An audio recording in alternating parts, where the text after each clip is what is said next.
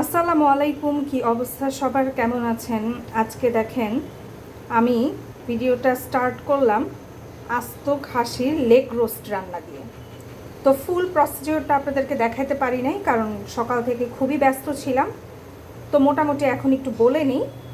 এরকম খাসির লেগ রোস্টের রেসিপি আপনারা ইউটিউবে অনেকই পাবেন।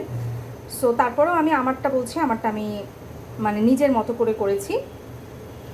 প্রথমে হচ্ছে আমি আপনাদেরকে একটু দেখাতে চেষ্টা করি। এই যে হচ্ছে খাসির লেগটা, এটাকে আমি সুন্দর করে কাঁচায় নিছি। দেখেন, এই যে ছুরি দিয়ে সুন্দর করে কাঁচায় নিছি। নিয়ে প্রথমে 1 ঘন্টা এটাকে আমি হচ্ছে ভিনেগার এবং লবণ পানিতে ডুবায় রাখছিলাম।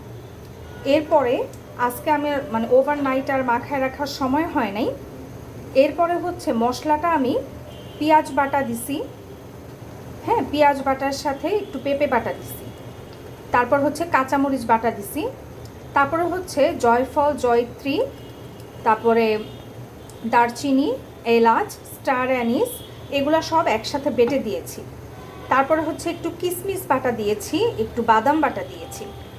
তারপরে হচ্ছে পেঁয়াজ বেরেস্তা করেছি, টক দইয়ের সাথে পেঁয়াজ বেরেস্তাটা মাখাইছি, মাখাই এটার সাথে মিশাই দিছি। তারপরে একটু লেবুর রস দিছি, আর হচ্ছে এই তো লেবুর রস, আর একটু সস দিয়েছি, ঠিক আছে। দিয়ে আমি এটাকে মশলাটাকে মাখিয়ে একদম যেরকম দেখলেন একদম এগুলোর উপরে গায়ে গায়ে মাখিয়ে আমি হচ্ছে 1 ঘন্টা 1.5 ঘন্টার মতো এটাকে ম্যারিনেট করে রাখছিলাম।